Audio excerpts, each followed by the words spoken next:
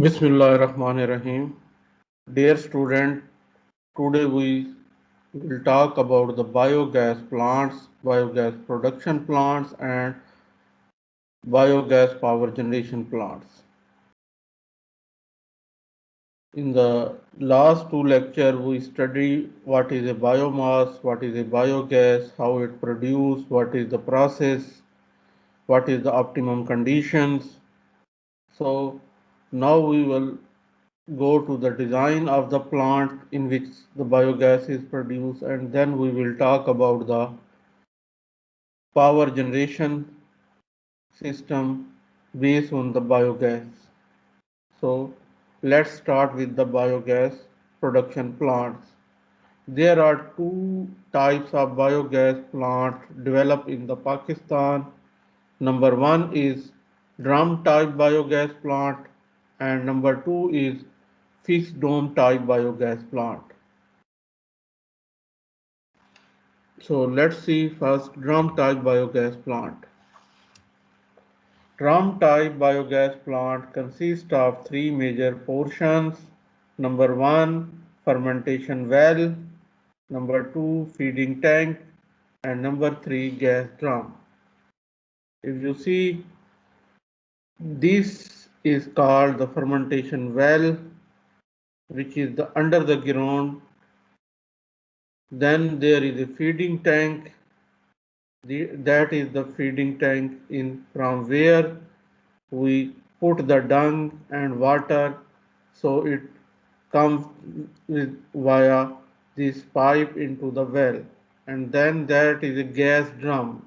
You will see here the drum which is kept in the well, and under these drum जो gas is collected and then this gas is supplied to the next phase.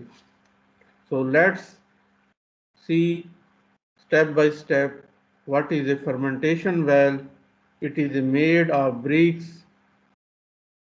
Its internal size for a small plant like 3 cubic meter is 5 feet and depth is 12 feet. ये जो design आपको दिखाया गया है ये एक small home level का design है जिसमें आप 5 फीट जो है वो डायामीटर होता है इस वेल का और 12 फीट उसकी डेप्थ होती है और it is made of bricks, ईंटों से बना होता है ये well. It is constructed by digging a hole of 10 feet in depth inside the earth and 2 feet above the earth level. तो ये जो वेल है टोटल 12 फीट है जिसमें से 2 फीट जो है वो above the ground level होगा और 10 फीट under the ground होगा. According to the requirement, its diameter and depth can be varied. तो ये क्योंकि 3 क्यूबिक मीटर गैस प्रोडक्शन के लिए है, अगर आपको ज़्यादा गैस चाहिए तो आप इससे डबल ट्रिपल साइज कर सकते हैं. तो साइज का क्या होगा कि आप डेप्थ इनटू डायामीटर रेशो जो है वो सेम रखेंगे. अगर आपको डबल प्लांट चाहिए, डबल गैस चाहिए तो आप डायामीटर 10 फीट कर देंगे और जो वेल की डेप्थ है वो 24 फीट कर देंगे. तो इस तरीके से जो है अल्टीमेटली जो है आपको डबल साइज में जो है वो गैस मिलेगी.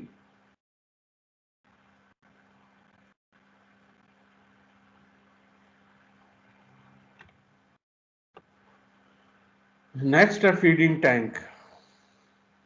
तो ये जो टैंक है ये जो एक पोर्शन है जिसके अंदर हम इनपुट में डंक और वाटर रखते हैं तो इसको हम फीडिंग टैंक का नाम भी देते हैं. At the height of the 1 feet from the well A feeding tank is made for the putting डंक. तो यानी कि जो वेल के ग्राउंड लेवल है उससे 1 फुट हाइट रख के ये वेल बनाया जाता है, टैंक बनाया जाता है और इसके अंदर जो है वो इनपुट के लिए डंक वगैरह रखा जाता है. It is connected with the 2 RCC pipe and its dimension is 2 into 2 into 1.5। तो ये जो टैंक है, इनलेट टैंक या फीडिंग टैंक, इसकी डायमेंशन होती है 2 by 2 feet into 1.5 feet height। We put the dung through the pipe and we get the rich fertilizer to the other pipe that is above the level of first pipe। तो दो pipe use होते हैं, RCC pipe, एक ये आपको नजर आ रहा है इनलेट आरसीसी पाइप, और एक आरसीसी पाइप ये आपको नजर आ रहा है। तो इससे क्या होता है कि हम इनपुट फीड करते हैं।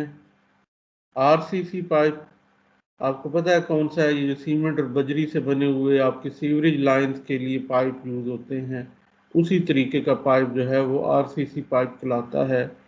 तो वो एक पाइप जो है वो फीड के लिए यूज होता है और दूसरा आउट के लिए यूज होता है। तो ये आउट वाला जो है फिर जो रिच फर्टिलाइजर वेस्ट में बचती है बाई प्रोडक्ट के तौर पे, तो वो इधर से कलेक्ट की जाती है।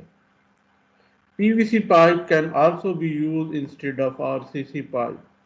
तो अगर आप कास्ट बचाना चाहते हैं तो फिर आरसीसी पाइप की जगह जो है वो आप पीवीसी पाइप भी यूज कर सकते हैं। लेकिन पीवीसी पाइप जो है वो डैमेज होने का खतरा होता है और जिससे जो है कल को आपका पूरा प्लांट मुतासिर हो सकता है। तो कास्ट इफेक्टिव तो है आरसीसी पाइप, लेकिन जो है वो ड्यूरेबिलिटी नहीं है। तो फैसला आपने करना है कि आरसीसी पाइप डालना है या पीवीसी। उसके बाद है गैस ड्रम। ये जो आपको ऊपर नजर आ रहा है ये है gas drum. A gas drum made of iron sheet is fitted at the above portion of the fermentation valve। तो वेल के ऊपर वाले हिस्से में ये जो है ड्रम रख दिया जाता है, लटका दिया जाता है। तो उससे ये होता है कि नीचे जो वेल के अंदर गैस प्रोड्यूस हो रही है वो कलेक्ट होती रहती है या इकट्ठी होती रहती है इस ड्रम के अंदर। It moves up and down depending upon the gas developed to the maintain constant pressure। तो जब ये गैस ज़्यादा पैदा होगी तो अल्टीमेटली जो है इसमें प्रेशर बढ़ेगा और ये ऊपर की तरफ उठना शुरू हो जाएगा, और जब गैस कम पैदा होगी तो ये आहिस्ता आहिस्ता नीचे की तरफ आ जाएगा। तो अप एंड डाउन इसकी मूवमेंट रहती है depending on the gas production. अगर ज़्यादा स्पीड से बन रही है तो ऊपर की तरफ उठेगा और अगर कम स्पीड से बन रही है तो नीचे की तरफ। लेकिन इसका फायदा ये होगा कि ड्रम के अंदर जो गैस का प्रेशर है वो कांस्टेंट रहेगा। The gas from the pipe can be used a pipe made of rubber is fitted on top of the drum। यहाँ पे आप देख रहे होंगे कि ऊपर टॉप पे एक सुराख है और उसके अंदर जो है वो एक पाइप लगा हुआ है। ये रबर का पाइप है और जो इस ड्रम के अंदर मौजूद गैस है वो यहाँ से आउट हो सकती है। यहाँ पे एक नोजल लगी हुई है जो कंट्रोल करती है गैस के फ्लो को। अगर आप बढ़ाना, कम करना या ऑफ करना चाहें तो इस नोजल की मदद से आप कर सकते हैं। The gas from the pipe can be used for cooking as well as for the electricity generation। तो ये था drum type.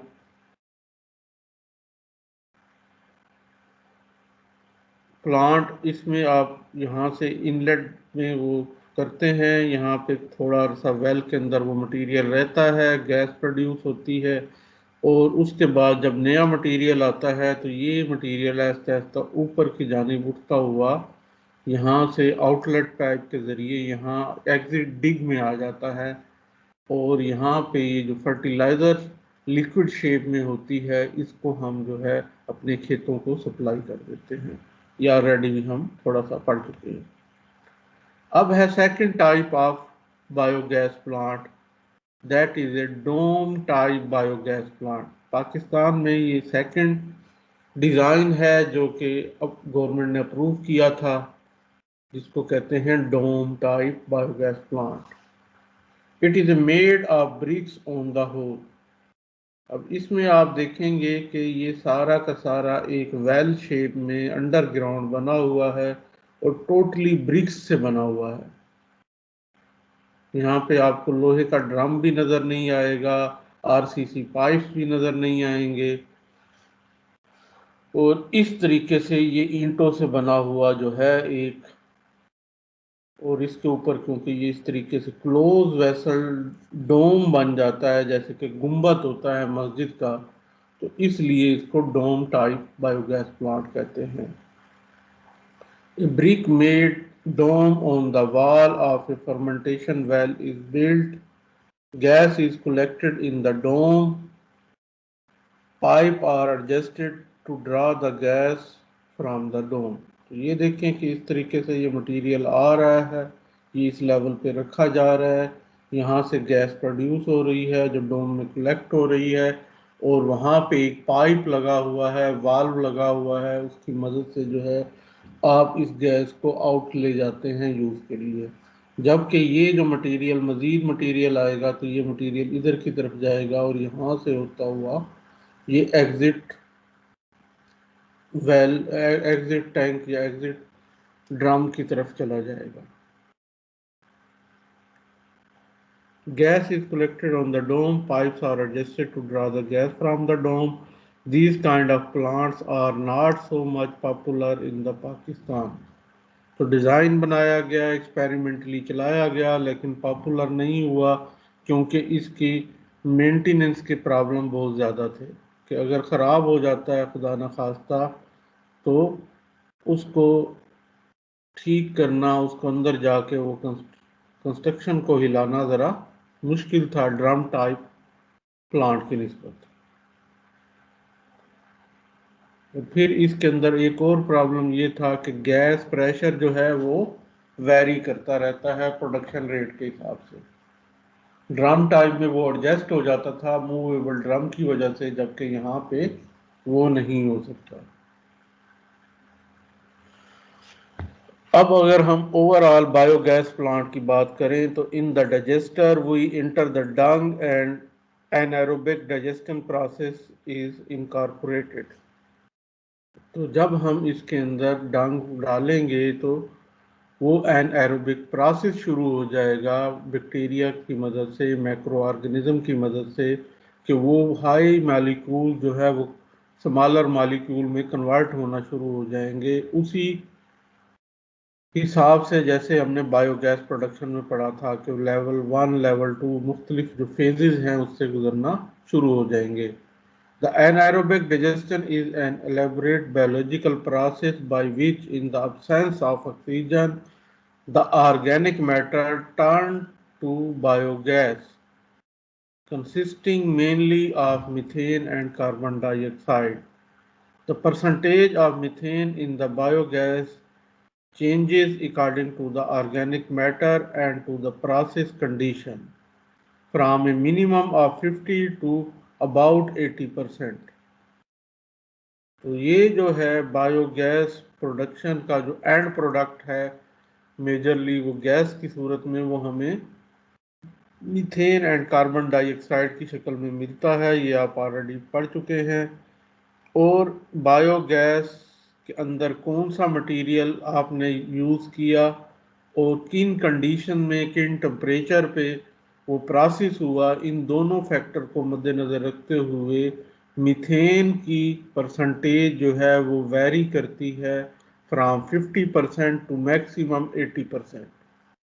In normal condition it is assumed to be the 65%। तो एक अच्छी नॉर्मल गुड कंडीशन में वो around 65% समझा जाता है, यानी कि 2/3। To make the process possible, it is necessary that the many groups of macroorganisms turn the organic matter into the intermediate molecules, mainly acetic acid, carbon dioxide, and hydrogen, which can be used the methane macroorganism that end the process by producing methane। तो first जो चीज़ है वो जितने organic matter हम use करते हैं उनका मकसद ये होता है कि वो उन बड़े मालिक्यूल्स को मैक्रो ऑर्गेनिज्म जो हैं वो जो है स्मॉलर मॉलिक्यूल में कन्वर्ट करें, जिसमें जो इंटरमीडिएट स्टेज आती है उसमें एसिटिक एसिड, कार्बन डाइऑक्साइड और हाइड्रोजन बनते हैं, और फिर फाइनली जो है वो मीथेन हमें अचीव होती है। The anaerobic microorganisms have a slow growth pace and a slow reaction pace. It is therefore necessary to keep the optimum condition of the reaction environment as far as possible. तो क्योंकि slow process है, 20-25 दिन लगते हैं इस process में higher molecule से smaller में कन्वर्ट होने में, तो इसमें ज़रूरी होता है कि आपका जो कंडीशन हैं उस डाइजेस्टर के अंदर, उस वेल के अंदर, वो ऑप्टिमम रहें, आइडियल रहें, अच्छी रहें, ताकि जो है वो अच्छे तरीके से और ज़्यादा तादाद में मीथेन गैस बन सके, और वो जो बैक्टीरिया हैं जिन्होंने ये सारा काम करना है उनकी ग्रोथ भी अच्छे से होती रहे और उनको प्रॉपर खुराक मिलती रहे। Nevertheless, the process time is relatively long as compared to other biological processes, but the advantage of this process is that the complex organic matter is turned into methane and carbon dioxide, that is a renewable energy source in the form of a high grade combustible gas. तो ये process slow ज़रूर है, लेकिन इसका सबसे बड़ा जो फ़ायदा है वो हमें एक ऐसी गैस मिलती है जो कि रीन्यूएबल रिसोर्स के तौर पे हम यूज़ कर सकते हैं। यानी कि आप पीछे से हर रोज़ थोड़ी थोड़ी मकदार में जो है वो डंग डालते जाएं, और आपकी जो है वो प्रोडक्शन प्रोसेस उसी तरीके से कंटिन्यूस चलता रहेगा और आपको डेली गैस मिलती रहेगी। In order to allow the growth of all necessary macroorganisms, the reaction environment, normally called digester, shall be able to combine the different requirements of every microbic group. तो अगर आप चाहते हैं, क्योंकि इसमें आपने देखा होगा कि मुख्तलिफ बैक्टीरिया यूज़ होते हैं मुख्तलिफ स्टेजेस पे, तो कुछ जो है वो प्रोटीन को, शुगर को एसिडिक में तब्दील करते हैं, फिर वो जो है अगली स्टेज पे एसिटिक एसिड बनाते हैं, और फिर इस तरीके से जो स्टेजेस थी हर स्टेज पे डिफरेंट बैक्टीरिया यूज़ हो रहे होते हैं। तो ये जो बैक्टीरिया हैं वो मुख्तलिफ बैक्टीरिया अपने अपने ग्रुप में अच्छे से काम करते रहे, उसके लिए आइडियल उनकी लिविंग कंडीशन जो है वो देना ज़रूरी है, और उसके लिए नाइट्रोजन का वहाँ पे होना ज़रूरी है जो कि उनकी मेन खुराक है। Installation of a biogas plant, some of the factor to be consider while installing the biogas plant. तो जब भी आप कोई बायोगैस प्लांट बनाना चाहते हैं तो आपको इन फैक्टर्स को मद्देनज़र रखना होगा। Number 1, cost. तो किसी भी प्रोजेक्ट में, किसी भी चीज़ में जब आप कोई चीज़ बनाना चाहते हैं, मैन्युफैक्चर करना चाहते हैं, तो उसकी कास्ट को, कंपोनेंट कास्ट को कंसीडर करना ज़रूरी है। उसके बाद है location of the plant. The biogas plant should be installed in such a place where the livestock is available. यानी कि ऐसी जगह लगाया जाए जहाँ पे जानवर काफ़ी तादाद में हो, ताकि उनका जो डंग होता है, जो उनका वेस्ट होता है, वो आपको ईजिली और करीब तरीन अवेलेबल हो। ये ना हो कि आपको 100 किलोमीटर, 50 किलोमीटर दूर से लाना पड़े। नंबर 2, इसी में लोकेशन में क्या है, it should be installed near the load so that the cost of the cable for transmission में रिड्यूस। सेकेंडली चीज़ क्या है कि जानवरों के करीब तो हो लेकिन लोड के भी करीब हो, जहाँ पे गैस की ज़रूरत है या इलेक्ट्रिसिटी की ज़रूरत है तो वो भी करीब हो, क्योंकि ये स्मॉल लेवल और मीडियम लेवल पे आप ज़्यादातर ये प्लांट काम करते हैं, तो उसको आप 50-100 किलोमीटर दूर नहीं दे सकते, उसको करीब के ही जो है 1-2 किलोमीटर की रेंज के अंदर जो है वो आपने सप्लाई करना होता है। Building layout, the biogas plant should be simple in construction. जब आप उसका डिज़ाइन बना रहे हैं तो वो भी सिंपल इन कंस्ट्रक्शन होना चाहिए। उसके बाद है selection for prime mover, depending upon the load and the generator rating the selection of a gas engine which is used as a prime mover is made. तो आपने देखना होता है कि मैंने ये जो प्लांट बनाया है इसमें से कितनी गैस जो है मुझे मिलेगी डेली बेस पे, आवरली बेस पे। तो उस हिसाब से मैं अपना जो है गैस इंजन और जनरेटर सेट जो है उस रेटिंग का लूँगा जो कि उसके करीब तरीन हो, ताकि जो है ज़्यादा ओवर रेटिंग वाला भी नहीं ले सकते और अंडर रेटिंग का भी नहीं ले सकते। तो इस तरीके से सिलेक्ट करना रेटिंग के हिसाब से बहुत ज़रूरी है। उसके बाद है selection of the plant system. The cost of a power plant can be reduced by installing the plant near the load using the engine of the proper capacity as that as a generator, and cost of the land should be low and the subsoil condition should be not affect the plant। तो ये सारी चीज़ें मद्देनज़र रखनी है for the selection of A plant system. अब हम बात करेंगे कॉमन फॉल्ट्स इन प्लांट्स, कि जब हम किसी प्लांट को ऑपरेट कर रहे होते हैं तो जो ऐसी मिस्टेक, ऐसे फॉल्ट जो कि ह्यूमन बीइंग करता है ज़्यादातर और जिसकी वजह से प्लांट्स को प्रॉब्लम आती हैं, वो क्या है?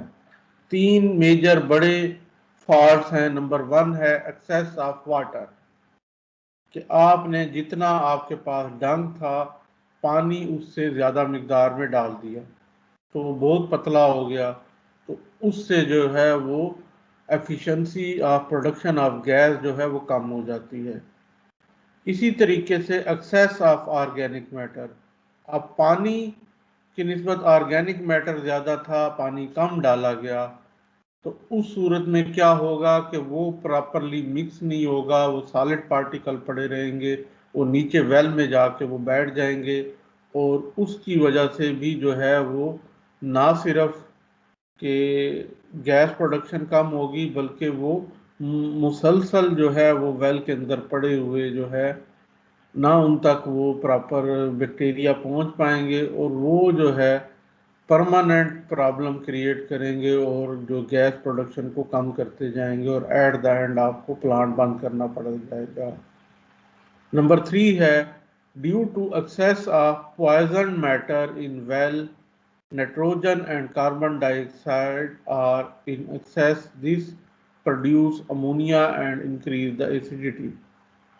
तो अगर आपने नाइट्रोजन या कार्बन डाइऑक्साइड ज़्यादा पैदा कर दी, ऐसे मैटर यूज़ किए जिनमें नाइट्रोजन ज़्यादा थी, या कुछ ऐसे मटेरियल होते हैं जिन्हें हम पॉइजन मटेरियल कहते हैं, यानी कि उनसे जो है पॉइजन गैसें निकलती हैं, सल्फर डाइऑक्साइड निकलती है, नाइट्रोजन निकलती है, जो बाद में नाइट्रोजन जो है वो अमोनिया में कन्वर्ट हो जाती है और ये टॉक्सिक गैसेज हैं। तो खुदा ना खास्ता ये टॉक्सिक गैसेज अगर मौजूद होंगी और जब कोई जो है ऐसी चीज़ वहाँ से खारिज होगी तो ये टॉक्सिक गैसें जो है वो आपकी हेल्थ के लिए भी डेंजरस हैं और जो है वो बर्नेबल भी नहीं होती, तो वो उससे काफ़ी प्रॉब्लम क्रिएट होते हैं। रेमेडीज ऑफ फॉल्ट, ये जो 2-3 मेजर फॉल्ट बताए गए थे, तो इस तरह के फॉल्ट्स ना आए और प्लांट जो है वो प्रॉपर चलता रहे, उसके अंदर कोई एफिशिएंसी लो ना हो, उसकी वर्किंग में काम ना हो, तो ये कुछ रेमेडीज बताई गई हैं। These remedies if we put in our working, then there will be no low efficiency and the plant will work properly for a long time. Number one, put the appropriate quantity of dung daily and keep shaking and mixing। तो आपने daily जो है एक quantity, यानी कि अगर आपका well जो है वो 100 kg लेता है, उसके अंदर आती है कैपेसिटी, तो आपने 4 kg पर डे डालते जाना है। तो इस तरीके से 25 डे का साइकिल कंप्लीट होगा और वो जो है आपको कंटिन्यूसली नया मटेरियल जाता रहेगा और अगला मटेरियल आउट होता रहेगा। दूसरी चीज़ ये है कि जो वाटर एंड डंग है उसको अच्छे से मिक्स अप करना है, शेक करना है, मिक्स करना है, ताकि कोई सॉलिड पार्टिकल ना रह जाए डंग का। नंबर 2 है reinsert the use dung to make the fermentation faster. तो अगर जो है एंड पे जो यूज डंग है वो हमें मिलता है एग्जिट डिग में, तो उसमें से कुछ मटेरियल को आप दोबारा री यूज कर सकते हैं, री इंटर कर सकते हैं। इससे भी जो है प्लांट की एफिशिएंसी थोड़ी बढ़ जाती है। नंबर 3 है set the timing for ingestion of drug and strictly obey them, यानी एक टाइम रख लें डेली का। ये नहीं है कि एक दिन सुबह को किया तो दूसरे दिन शाम को किया या दोपहर को किया, तो कांस्टेंट टाइम नहीं होगा, तो वो जो प्रोसेस है वो कांस्टेंट टाइम इंटरवल में नहीं चलेगा और अप एंड डाउन उसमें आएंगे तो उससे प्रॉब्लम क्रिएट होगी। नंबर 4 है best temperature for plant is 35 degree centigrade. तो जो बेस्ट टेम्परेचर है वो 35 डिग्री सेंटीग्रेड के करीब होना चाहिए, इससे कम नहीं। Recommendation of pH value is 7 to 7.5, अगर मोर एक्यूरेटली तो 7 to 7.2 है, लेकिन 7.5 तक बेयरेबल है, इससे ज़्यादा ऊपर नीचे नहीं होना चाहिए। In the winter cover the gas drum with polythene sheet and sour the urine of animal with dung। तो विंटर सीजन में क्योंकि सर्दी होती है, टेम्परेचर बाहर लो होता है, इसलिए पॉलीथीन की शीट लगाने से थोड़ी सी आइसोलेशन हो जाती है टेम्परेचर की, और एनिमल डंग के साथ थोड़ा सा यूरिन मिक्स किया जा सकता है वाटर के साथ। अब हम बात करेंगे पावर जनरेशन की। At present, most biomass power plant burn lumber, agricultural or construction wood waste. Direct combustion power plant burn the biomass fuel electricity in boiler that supply the system for the same kind of steam electric generator used to the burn fossil fuels।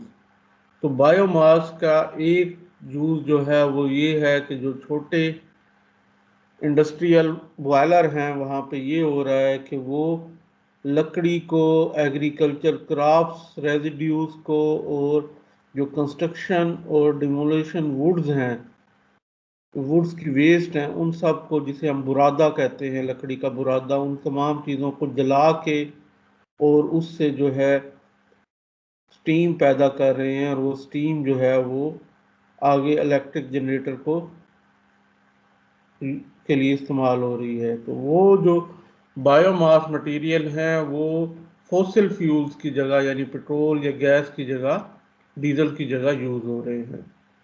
With biomass gasification biomass is converted into gas methane that can fuel the steam generator, combustion turbine, combined cycle technologies और fuel cells.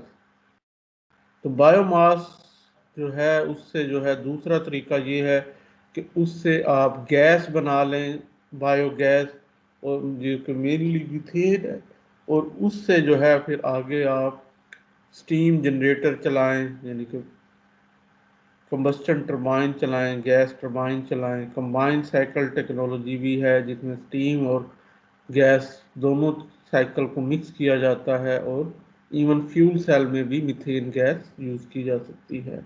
Fuel cell हमने आगे study करने हैं। The primary benefit of biomass gasification compared to the direct combustion is that the extracted gas can be used in a variety of power plant configuration. तो direct लकड़ी crops residues वगैरह को जलाने की निस्बत जो है वो बायोगैस जो है वो यूज़ कर में कन्वर्ट करके उसको यूज़ करने का ये फ़ायदा है कि उससे हम हर तरह के प्लांट्स को आसानी से चला सकते हैं. The primary benefit of biomass gasification compared to the direct combustion is that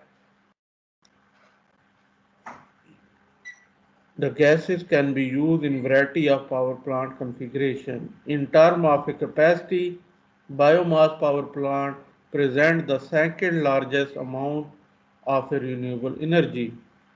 Because the biomass technology use combustion process to produce electricity, they can generate electricity at any time, unlike the wind and most solar technologies, which only produce when the wind is blowing or the sun is shining. तो जो सबसे बड़ा advantage है renewable energy में biogas plants को वो ये है कि हम जो है इलेक्ट्रिसिटी जनरेट कर सकते हैं any time anywhere and in any amount as compare to the solar and wind technology. Solar में है कि जब सनलाइट अवेलेबल होगी इन डे टाइम तो तभी आप प्रोड्यूस कर सकते हो, और अगर क्लाउडी डे है तो फिर भी नहीं प्रोड्यूस कर सकते. इसी तरीके से विंड एनर्जी है तो जब विंड एक स्पेसिफिक स्पीड से ज़्यादा ब्लो करेगी तभी आप जो है पावर जनरेट कर पाओगे, अदरवाइज नहीं.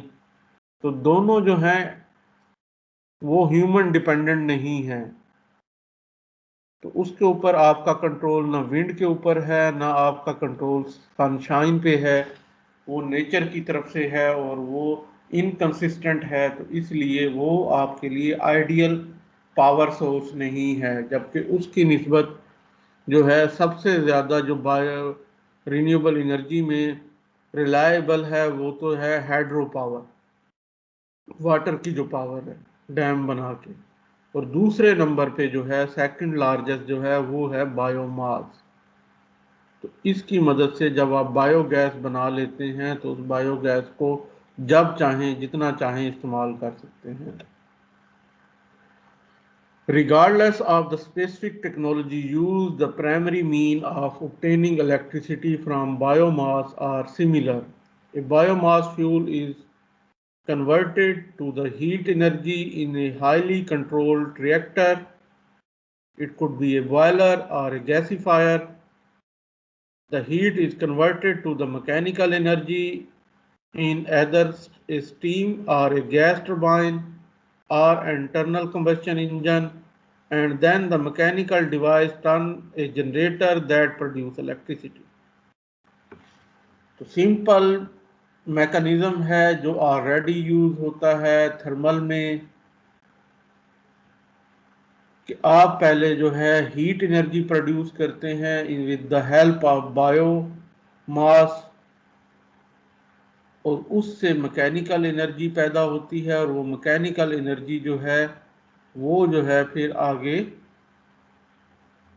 इलेक्ट्रिकल एनर्जी में कन्वर्ट होती है. तो मैकेनिकल एनर्जी से इलेक्ट्रिकल एनर्जी पैदा करने के लिए स्टीम टरबाइन भी यूज़ होती हैं, गैस टरबाइन भी यूज़ होते हैं, आईसी इंजन भी यूज़ होते हैं.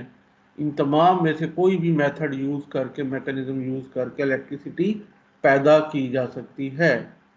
The majority of today's biopower generation come from the direct fired facilities, but the most economical near-term option for introducing new biomass power generation is a co-firing. जो majority है वो simply biogas या biomass के ऊपर ही depend कर रही है, लेकिन जो एक्सपेरिमेंटल डेटा आया है, जो रिसर्च ने प्रूव किया है, अगर हम को फायरिंग करें कि कुछ उसमें बायो मास का हो और कुछ जो है कन्वेंशनल फॉसिल फ्यूल हो, उनको मिक्स करके अगर को फायरिंग की जाएगी, बर्निंग की जाएगी, तो उससे जो है अल्टीमेटली बेस्ट रिजल्ट मिलते हैं, बेटर एफिशिएंसी मिलती है। Co-firing involves substituting biomass for a portion of coal in an existing power plant furnace. In the future, the use of biomass gasifier will increase. तो फ्यूचर में जैसे जैसे research आगे बढ़ेगी तो अल्टीमेटली इस टेक्नोलॉजी को ज़्यादा बेहतर तरीके से यूज़ किया जा सकेगा। Now we will see what different type of plant available for biomass or biogas power as a fuel. The different technologies used for the production of electricity from biomass power plant are given below. Number one, combined heat and power plant system. It is in short written as CHP, combined heat and power plant. Number two है dual fuel diesel generator set. Number 3 है internal combustion engine. Number 4 है gas generator. So let's first see the combined heat and power plant system. Combined heat and power plant system CHP is a combined heat and power plant system not only generates power but also produce heat for in-house requirement to maintain the desired temperature level in the digester during the cold season. So as it is name show, it produces electricity as well as the heat, and the heat is used for the internal system, especially to make the temperature constant of the digester, especially in the cold season. But it is not necessary for only digester. You can use this heat for other industrial process. CHP system cover a range of technologies, but indicative energy outputs per meter cube of biogas are approximately 1.7 kilowatt of electricity and 2.5 kilowatt hour of heat. तो combined system में जो है आपको जो दो चीज़ें मिल रही हैं, उसका पर मीटर क्यूब गैस जो आपने पैदा की है बायोगैस, उससे तकरीबन 1.7 किलोवाट जो है वो आप इलेक्ट्रिसिटी पैदा कर सकते हैं एंड 2.5 किलोवाट आवर जो है वो हीट अचीव कर सकते हैं at the same time. The combined production of electricity and the heat is highly desirable because it displays non-renewable energy demand elsewhere and therefore reduce the amount of carbon dioxide released into the atmosphere.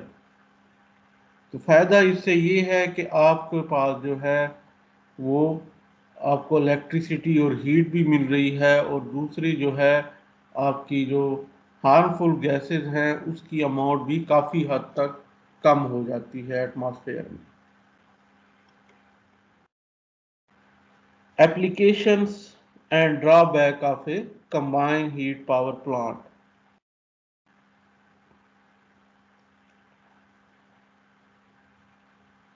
Application generators sets on site power generation, co-generation combined generation of the heat and power, tri-generation combined generation of a heat, cooling and power। तो ये तीनों type में आप use कर सकते हैं इसको। अगर आपको ज़रूरत नहीं है हीट की तो आप सिंपल पावर जनरेशन पे फोकस कर सकते हैं, और अगर आप चाहते हैं कि आपको विंटर सीजन में जो है वो हीट चाहिए तो उस सूरत में भी जो है वो आप उस हीट को यूटिलाइज करते हुए कंबाइन जनरेशन कर सकते हैं, को जनरेशन। और ट्राई जनरेशन में आप हीटिंग के साथ साथ अगर चाहें तो कूलिंग का भी ऑप्शन रखी जा सकती है। तो इन तीनों तरह में जो है वो combine heat and power plant use किया जा सकता है। ड्रॉबैक्स क्या है? Area required for the such plant is very large as compare to the other combine heat and power plant का एरिया ज़्यादा हमें रिक्वायर्ड होगा। Required biogas as the input source is very much, cost is very high. So due to the above mentioned drawbacks, we cannot use CHP for the production of electricity in our projects. तो ज़्यादातर इसको use नहीं किया जा सकता, इसलिए कि इसके लिए ज़्यादा इन्वेस्टमेंट, ज़्यादा एरिया चाहिए। लेकिन जो फ्लेक्सिबिलिटी है इसकी, ये इसका मेजर विनिंग पॉइंट है। यहाँ पे आप फिगर देख रहे होंगे, मैंने उसको एक्सप्लेन नहीं की, कि ये देखें कि बायोमास जो है वो मेजरली डंग वगैरह जो जानवरों से कलेक्ट होके आएगा वो प्राइमरी पिट में आएगा। फिर यहाँ से उसे हाइजीनाइजेशन के ज़रिए उसके अंदर जो टॉक्सिक गैसेस वगैरह है उनको रिमूव करके डाइजेस्टर को सप्लाई किया जाएगा। ये डाइजेस्टर है, ये उसी तरह जिस तरह फर्मेंटेशन वेल वगैरह थे हमारे, उसी तरीके का एक इंडस्ट्रियल डाइजेस्टर होता है। उसी के अंदर जो है ये जब डंग वाटर मिक्सर वहाँ पे जाता है, माइक्रो ऑर्गेनिज्म के ज़रिए गैस प्रोड्यूस होती है। तो ये गैस लेयर बेसिकली एक गैस प्रोडक्शन की वैल्यू को चेक करने के लिए लगाया जाता है। और उसके बाद ये जो है बायोगैस जो है वो यहाँ से पंप कर दी जाती है आपके जनरेटर को या टरबाइन को। दरमियान में जो है गैसोमीटर जो है वो बेसिकली लगाया जाता है कि फ्लो रेट और जो है कितनी गैस गई उसका हिसाब किताब रखने के लिए। तो पंपिंग के बाद जब यहाँ पे आएगा तो ये जो है यहाँ पे इलेक्ट्रिसिटी प्रोड्यूस होगी, और जो उससे गैस है बर्निंग के बाद वो जब हॉट गैस की सूरत में जाएगी तो यहाँ पे हीट एक्सचेंजर की मदद से हम उसकी हीट को एक्सट्रैक्ट करते हैं और हीट को कंज्यूम करते हैं। जबकि बाकी जो गैस है वो फ्लू गैसेस की सूरत में, एग्जॉस्ट गैस की सूरत में वो आउट हो जाती है। जबकि ये हीट यूज़ होने के बाद फिर वापस आती है और यहाँ से जो है वो अपनी हीट को एक्सचेंज करने के बाद दोबारा ऊपर जाती है और यहाँ से हीट लेके आती है। तो इस तरीके से जो है ये क्लोज लूप चलती है हीट कंज्यूमिंग की। और इसी से अगर आप चाहें तो कोल्ड लूप भी बना सकते हैं। तो आज के लिए इतना ही। जो बकिया 2-3 टाइप ऑफ प्लांट्स रह गए हैं उनको हम इंशाल्लाह अगले लेक्चर में देखेंगे, और अपना जो है बायोमास एंड बायोगैस का जो चैप्टर है वो इंशाल्लाह क्लोज करेंगे। तो एनीथिंग जो कि आपको इसमें समझ ना आई हो, आप क्वेश्चन कर सकते हैं ग्रुप में मेरे से, ईमेल पे भी रब्ता कर सकते हैं। और होप करते हैं कि जल्द से जल्द फिजिकल क्लासेस स्टार्ट हों ताकि हम जो है दोबारा नॉर्मल स्टडी की तरफ आ सके। आज के लिए इतना ही। Thank you.